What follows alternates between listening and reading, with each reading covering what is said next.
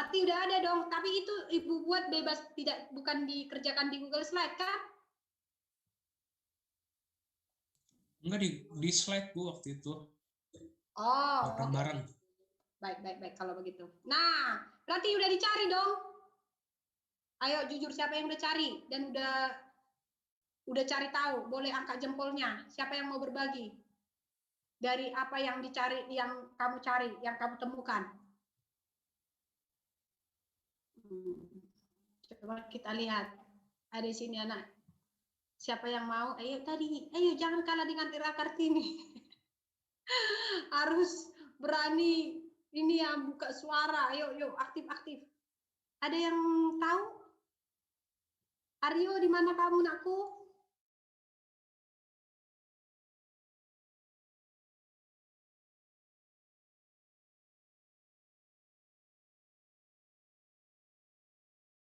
Koti Kak Aryo?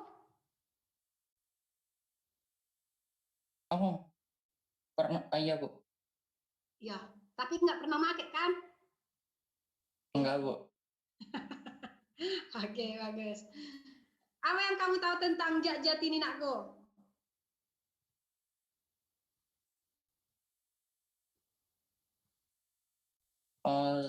Zat yang berasal dari tanaman dan tanaman. Ini bisa jangan buka tutup mikrofonnya. Sebentar kamu muncul hilang gitu loh. Buka aja, ngomong lancar. Harus pede ya. Ya, kami menyimak dan mendengarkan. Lanjut.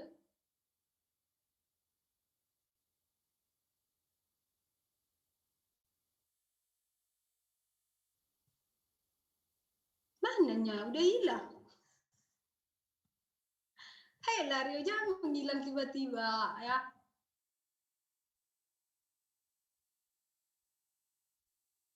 Yang udah hilang ya si Aryo. Iya Bu, maksudnya apanya Bu? Apanya, kasih tahu dulu tentang yang kamu tahu tentang narkotika, psikotropika. Kan tadi udah disebutkan Vincent, jenisnya, bahayanya gitu loh.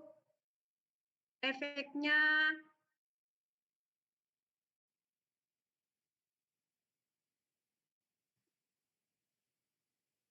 Oke, kita pindah dulu ke Ariananda. Kayaknya Ariananda mau ngomong. Ayo Ariananda, apa yang kamu tahu tentang nafsa ini, aku?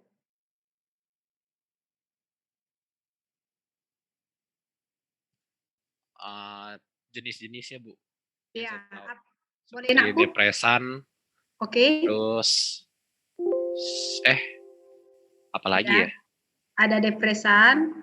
Halusinogen sama satu lagi apa ya? Oke, stimulan ya? Ya, stimulan Bu. Oke. Efek-efeknya berarti beda ya Ariananda ya? Iya, betul Bu. Kalau depresan untuk ngapain itu biasanya? Mengobati depresi Bu. Mengobati depresi. Oke. Kalau stimulan?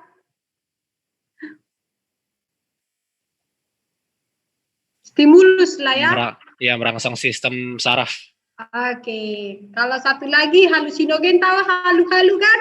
Ya, buat ngehalu Bu. Tanpa narkoba juga sekarang banyak orang yang halu ternyata ya. Oke, baik. Ya.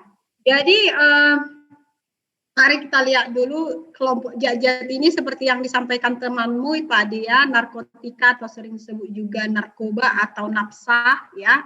Itu kalau dilihat dari undang-undang. Nah, kamu nanti boleh mengakses undang-undangnya ya, cari apa aja zat yang termasuk ke dalam Undang-Undang 35 yang termasuk ke dalam golongan narkotika, itu banyak banget ya.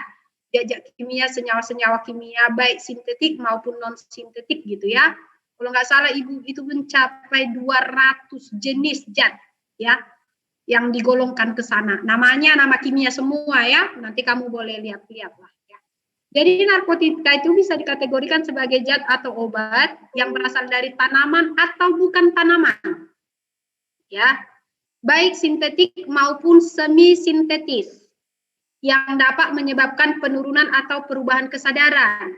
Jadi ini bisa menurunkan atau menyebabkan perubahan kesadaran. Jadi halusinogen itu juga kan termasuk perubahan kesadaran itu ya. Oke, dia berubah persepsinya terhadap ruang dan waktu. Dia melihat sesuatu yang nggak nyata ya, padahal di dunia real gitu ya. Nah, kemudian bisa juga penghilang rasa. Ini biasa digunakan untuk kayak penekan rasa. Ini masih golongan depresan lah ya. Oke. Dan ini bahaya yang utama adalah menimbulkan ketergantungan. Itu yang cukup paling berbahaya karena adanya efek kecanduan, candu ya.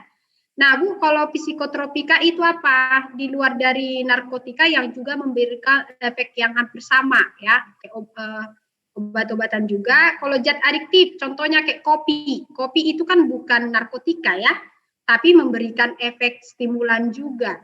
Jadi makanya ada kata nafsia di sini, narkotika, psikotropika maupun zat adiktif. Oke. Nah, sebenarnya sebagian dari narkotika ini, nafsia ini ya, contoh terutama narkotika itu banyak yang dimanfaatkan di dunia pengobatan ya. Salah satunya kayak di terapi kanker gitu loh nakku. Kalau dia lagi kemo ya, kemoterapi itu kan sangat menyakitkan ya bagi si penderita ya. Ada misalnya pemberian narkotika dalam kadar yang sudah diatur oleh dokter lah ya untuk mengurangi rasa sakitnya. Tapi yang menjadi masalah adalah kalau penyalahgunaan. Jadi selalu ada kata-kata penyalahgunaan narkotika ya. Artinya itu tidak digunakan untuk proses pengobatan, ya. Tapi dikonsumsi tidak berdasarkan anjuran dokter. Ya. Ini yang membuat menjadi masalah, ya. Masalah dalam sikap dan juga tingkah laku si pemakai yang akhirnya meresahkan masyarakat. Itu ya, anakku. Jadi dampak bahaya utamanya memang ketergantungan. Bu, depresan ketergantungan enggak? Ketergantungan juga. Stimulan, ketergantungan. Halusinogen, ketergantungan. Di situ efek masalahnya. Candu, gitu ya. Memunculkan candu. Nah, mari kita lihat golongan narkotika itu sendiri, kalau dari segi ini ya, undang-undang digolongkan menjadi 3. Ada narkotika golongan 1, ini resiko ketergantungannya yang paling tinggi. Ini tidak boleh digunakan dalam pengobatan. Contoh nih, heroin, ganja, sabu, ekstasi, ya, tidak bisa. Ini jadi Bu, ada dokter yang menggunakan heroin, ya salah, dia berarti udah melanggar ini ya, undang-undang, gitu ya. Nah, narkotika golongan 2, ini berisiko tinggi, tapi masih bisa digunakan dalam pengobatan. Jadi ini kayak alternatif terakhir. Ya, alternatif terakhir, opsi terakhir gitu ya. Nah, nggak bisa dihindarin lagi. Contoh tadi yang Ibu bilang, penggunaan morfin dan pitidin ya. Oke. Kemudian narkotika golongan 3. Kalau ini biasanya digunakan untuk pengobatan dan terapi berpotensi ringan menyebabkan ketergantungan. Contohnya kodein yang mungkin banyak di pada kayak obat tidur gitu ya. Nah, dan dosisnya kan juga nggak boleh 1 botol sekali minum kan. Nah, makanya kalau orang bunuh diri pakai obat tidur bisa-bisa nggak kalau dia langsung minum 30 tablet ya kan. Jadi kadarnya meningkat gitu. Nah, bisa overdosis ya. Nah, ini juga semuanya, jadi semuanya ini berefek kepada ketergantungan.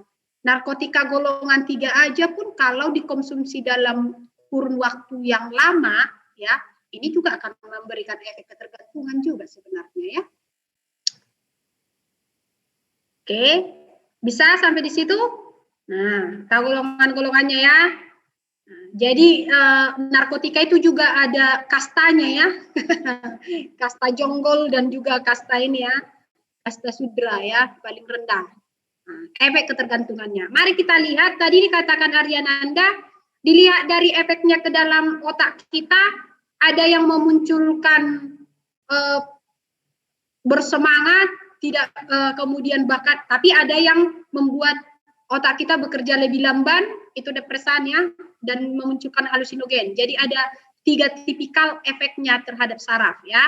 Nah, zat-zat ini bisa masuk melalui tubuh dengan cara 1, kita makan ya, dengan mulut ya, kemudian bisa dengan hisap hidung ya, berupa uap atau bubuk ya, bisa juga dengan suntikan melalui kulit. Nah, langsung ke pembuluh darah.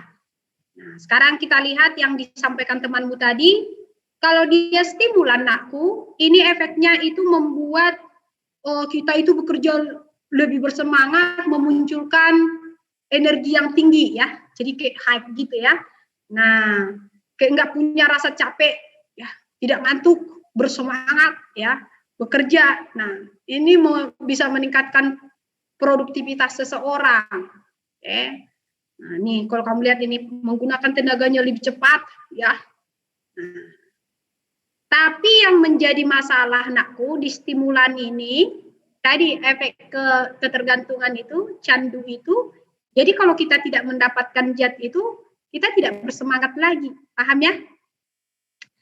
Kemudian efek yang kedua sering sekali ini, ibu ambil amfetamin nih, ini yang sering di banyak kasus ya. Bentar, ibu tutup dulu. Tetangga ibu lagi nukangin ini ribet banget.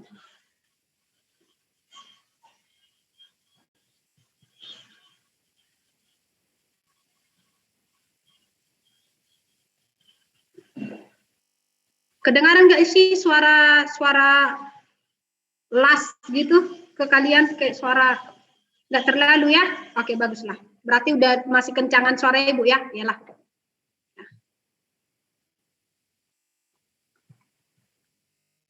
Suara Batak ya kan? Kalah sama ini ya. Oke. Oke, pakai toa ya kan?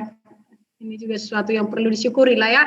Oke, baik. Jadi contoh nih amfetamin ini banyak juga, ini banyak beredar di kalangan remaja, mahasiswa ya, amfetamin ini. Ini bisa membuat seseorang itu tidak tertidur gitu loh. Tahan tidak tertidur, kemudian dia semangat terus. Jadi ini bisa kayak memicu kerja otak kita itu sangat produktif, tidak merasa capek. Nah, tapi yang menjadi masalah sering sekali penggunaan obat-obat ini membuat seseorang itu tidak ada nafsu untuk makan. Paham? Dia tidak merasa lapar, ya.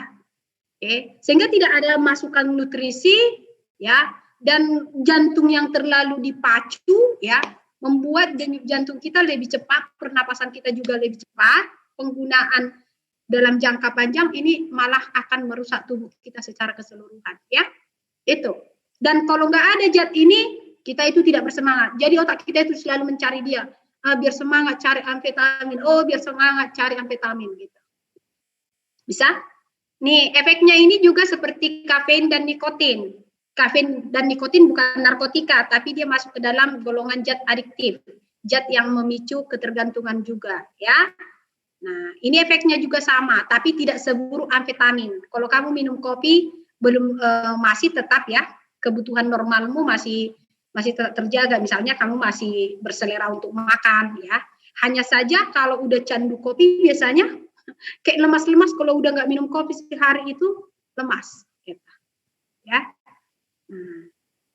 Baik, kalau depresan, ini beberapa, lihat nih kategori zat-zatnya, ada etanol, alkohol, barbiturat ya. Ini contoh ya, yang biasa digunakan untuk meredakan flu. Kenapa? Karena dia kan akan menurunkan, kalau sakit banget kepalanya kan gitu ya, itu akan menurunkan aktivitas otak, memudahkan kita untuk terlelap, tidur dan istirahat ya. Itu. Nah, ini juga di obat penenang yang biasa diresepkan dokter ya. Nah, ini termasuk juga morfin. Kenapa ini bisa digunakan untuk menekan rasa sakit? Karena memang dia menurunkan aktivitas otak. Jadi seperti kayak mati rasa lah ibaratnya, gitu ya. Nah, tapi efeknya ini sama juga nakku. Semuanya memunculkan kecanduan. Ya. Memunculkan kecanduan. Jadi kalau kamu ingin merasa tenang, kamu akan mencari si sumber pembuat senang tadi. Ini. Oke. Itu. Kalau udah kecanduan ya. Next, jadi larinya ke situ. Biar saya bisa tidur tenang, saya harus, jadi seperti ada rangsangan mencari gitu ya. Biar saya bisa tertidur tenang, saya kok nggak bisa tidur, kamu harus mencari obat itu lagi, minum dan lagi ya. Oke, sehingga otak kita itu lama-lama tidak bekerja, namanya juga menekan ya. Menekan itu artinya mengurangi kinerja, kayak menyuruh berhenti, nggak usah kerja, nggak usah berpikir gitu. Ya, itu efek dari depresan. Kalau tadi stimulan memicu bekerja terus, ya. Oke, kalau depresan menekan biar tidak bekerja. Ini sama-sama buruk terhadap otak. Oke, next. Halusinogen. Halusinogen ini pengaruhnya adalah adanya persepsi yang salah terhadap penglihatan dan pendengaran. Ya. Jadi memunculkan gambaran-gambaran yang tidak terlihat nyata seolah-olah nyata. Ya. Jadi bagian yang diefek itu tentunya kalau pendengaran daerah temporal ya dan daerah oksipital kita, ya otak besar kita yang salah mempersepsikan dunia nyata ya. Paham ya? Jadi seolah-olah dia melihat sesuatu, padahal nggak ada gitu. Itu namanya halusinogen. Nah, dan ini memunculkan sifat menyenangkan, karena mungkin yang dia bayangkan adalah sesuatu yang sangat menyenangkan. Ya. Oke, nah ini adalah beberapa zatnya.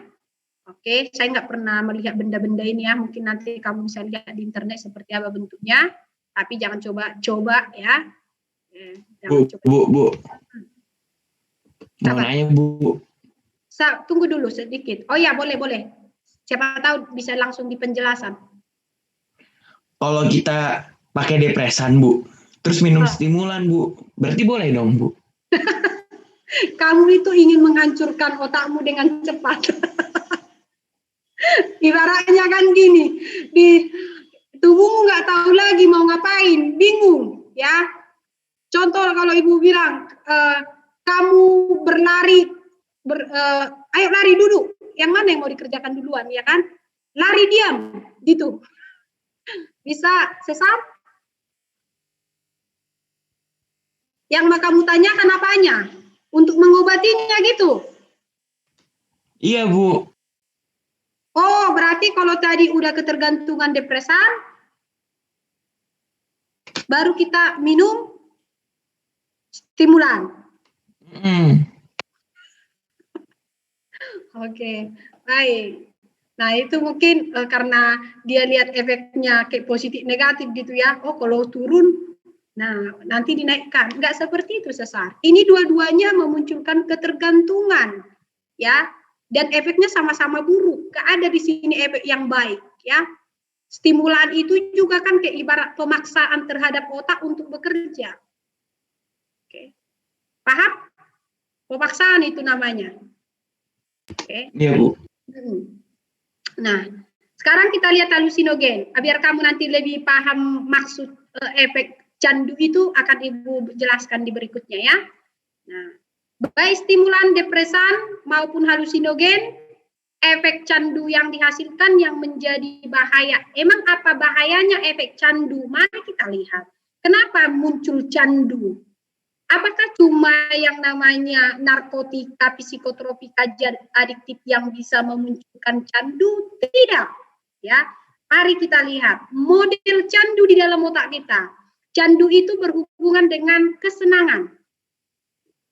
Ya, kesenangan itu salah satunya terutama dipengaruhi oleh neurotransmitter dopamin. Jadi ada neurotransmitter yang dihasilkan di otak yang berhubungan dengan rasa senang dan bahagia. Salah satu yang utama adalah dopamin, ada juga serotonin itu menurunkan, membuat kita lebih calm ya, lebih tenang. Oke. Ini juga akan diefek oleh depresan. Oke. Kemudian satu lagi endorfin dan satu lagi ada oksitosin ya. Jadi ada 4 neurotransmitter kebahagiaan. Kita lihat dulu, kita mungkin fokus ke dopamin ya. Nah, seperti apa efeknya? Jadi nakku, setiap muncul rasa senang di dalam diri kita, neurotransmitter dopamin akan dilepaskan di otak. Ya, ini yang akan menguatkan sensasi rasa senang kita. Yang kemudian kalau kamu lihat efeknya bergerak ke frontal cortex. Frontal, otak besar depan adalah tempat yang berhubungan dengan emosi memori, ya enggak? Emosi memori. Oke, nah rasa senang yang dimunculkan, munculnya dopamin akan menguatkan frontal, wah ini sesuatu yang menyenangkan, yang menyenangkan, yang menyenangkan. Jadi kayak ibaratnya sinyalnya diperkuat. Nah, biasanya apa yang membuat kita senang? Contoh, kalau kita ketemu teman-teman kita bersenda-gurau itu membuat kita senang kan? Ya enggak? Itu akan mengeluarkan dopamin. Ketika misalnya kamu berolahraga, itu juga berhubungan dengan rasa senang di dalam tubuh kita. Itu nanti akan olahraga bisa meningkatkan dopamin.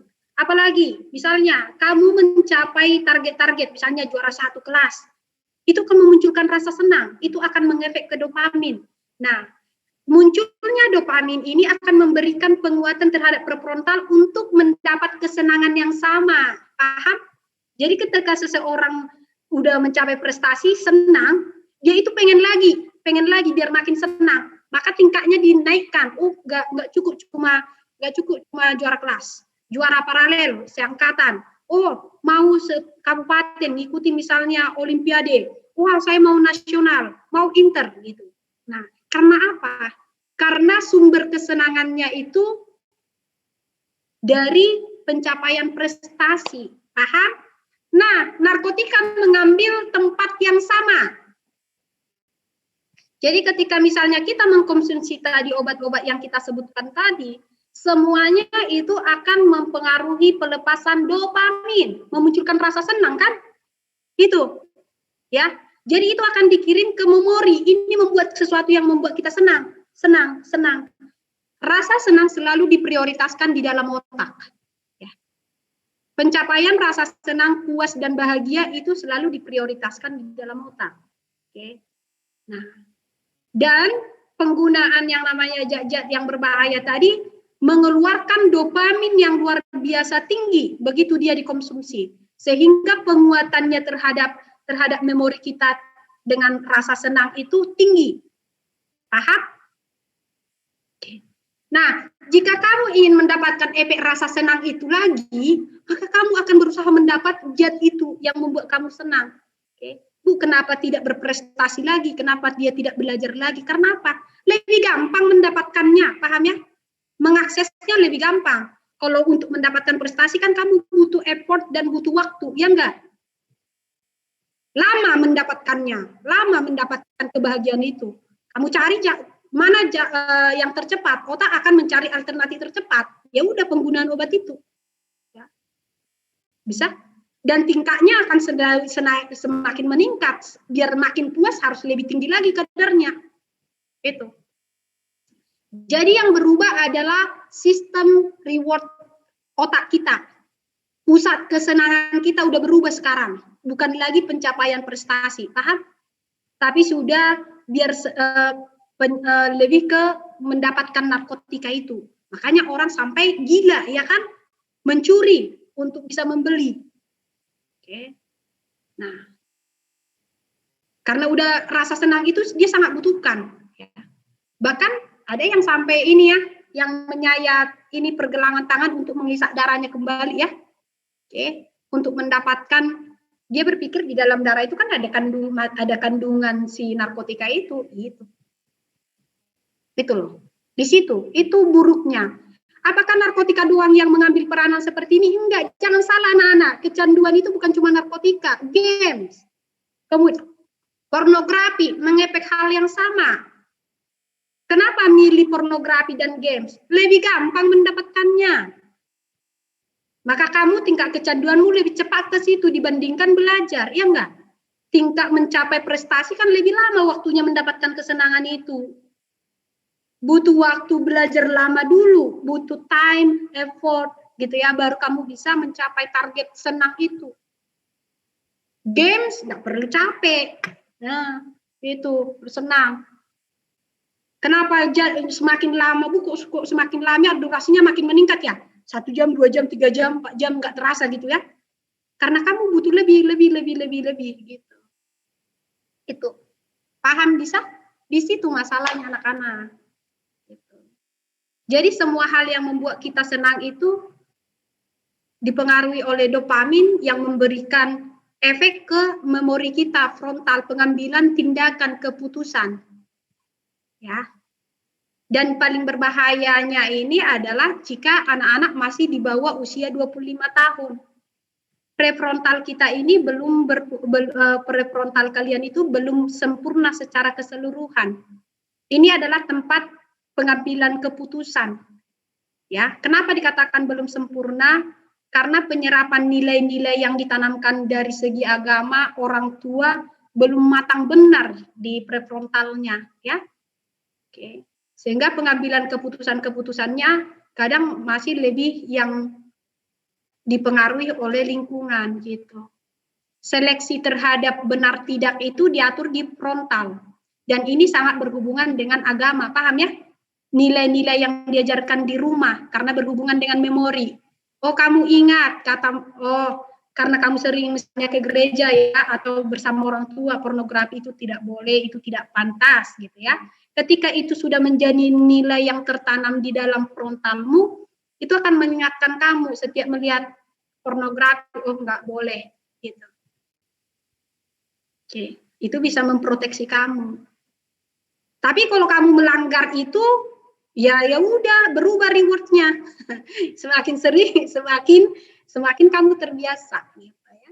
Jadi jangan sampai reward di dalam otak kita berubah arahnya. Bukan lagi ke arah yang positif, tapi ke arah yang negatif. Itu yang mengubah tingkah laku. Orang yang kecanduan game nggak perlu bertemu teman, karena rasa senangnya bisa ditemukan di games itu. Orang yang kecanduan pornografi nggak perlu dia lebih senang mengurung diri, ya kan? Lebih senang menyendiri, buka gadgetnya, melihat pornografi, karena tingkat kesenangannya di situ. Ada pertanyaan? Begitu cara kerjanya, merusak. Ya, maka ini membuat kegiatan-kegiatan kita salah arah ya. Makanya dikatakan belajar itu berhubungan biar seseorang bisa berhasil, senangi apa yang kamu kerjakan. Benar nggak sih? Ya. Biar kamu bisa mengerti suatu pelajaran yang lagi kamu pelajari, letakkan dulu rasa senangmu di situ. Gitu. Karena memang prioritas utama otak kita adalah sesuatu yang menyenangkan untuk kita. Makanya orang tidak keberatan melakukan hobinya berjam-jam, ya nggak sih? Karena apa? Letak kesenangannya di situ. Dan itu bisa kita setting. Kita bisa setting apa yang membuat kita bahagia. Kita tentukan sekarang.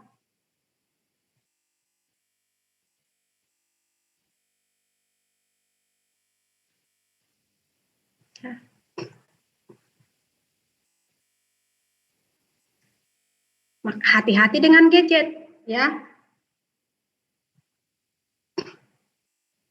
Mulai jangan sampai kamu gadgetmu itu adalah pusat kesenanganmu. Jumlah like di Instagram itu adalah pernah nggak sih dengar kasus turun like di Instagram bunuh diri? Ya, stres. Kenapa? Letak kesenangannya dialihkan ke situ. Tidak lagi pertemanan yang real, tidak lagi komunikasi yang real, tapi hanya sebatas like, ya. Gitu.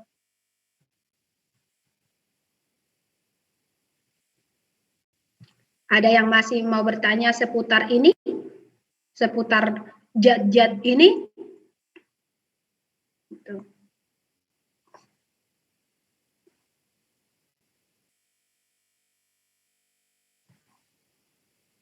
Oke. Berarti Bu bisa dong ya, kalau misalnya reward saya itu adalah tentang pencapaian belajar, itu akan membuat otak semakin fokus terhadap belajar, itu benar. Kenapa ada orang prestasinya bisa cemerlang banget? Kenapa? Rewards, rasa yang memunculkan rasa senang di dalam otaknya itu adalah tentang pencapaian tujuan-tujuannya. Gitu. Dapat A, oh saya harus mendapat B, mendapat C, lebih tinggi lagi. Para pebisnis itu pun begitu. Mereka nggak puas di satu titik kan? Nah, pencapaian-pencapaian itu yang menjadi reward yang membuat mereka senang. Makanya selalu berusaha untuk naik ke tingkat level lebih tinggi gitu.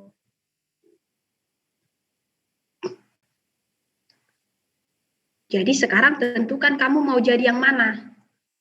yang terkungkung di dalam games kah? Di like Instagram kah? Itukah rewards yang kamu harapkan? Gitu. Ya. Jangan berpikir mudah berubah, enggak. Otak enggak mudah berubah. Ya, dia butuh effort yang luar biasa mengubah rewardnya kamu, ya. Oke. Paling tidak 100 hari kamu harus bisa menekan dirimu untuk tidak melakukan hal yang sama. Sehingga dia itu mengubah rewardnya dia itu kembali ke settingan yang kamu mau gitu ya. Maka butuh perjuangan. Sama itu seperti pusat rehabilitasi anakku. Pernah dengar ya? Masa sakau itu, tahu nggak sih masa sakau itu? Emang Bu kalau orang main games bisa nggak sakau? Bisa. Kalau nggak udah benar-benar candu banget nggak bisa main game 1 hari, kayak gila rasanya. Efeknya bisa sama seperti narkotika ya.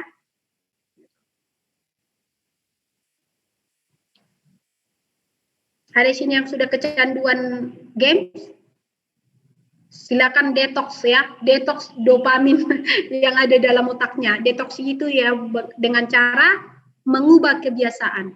Itu aja ya, mengubah kebiasaan. Oke, kalau memang sudah paham dari materinya, nggak ada pertanyaan lagi, maka sistem saraf dan juga psikotropika saya kira udah lengkap. Sekarang anak-anak kita akan lanjut ke hormon. Nah, sebelum kita membahas hormon, biar kamu mungkin lebih lebih gampang nanti menerima, nggak hanya mendengarkan saya berceloteh, maka kamu akan mencari informasi dulu tentang hormon yang ada di dalam tubuh kita. Ini juga merupakan satu sistem yang mengatur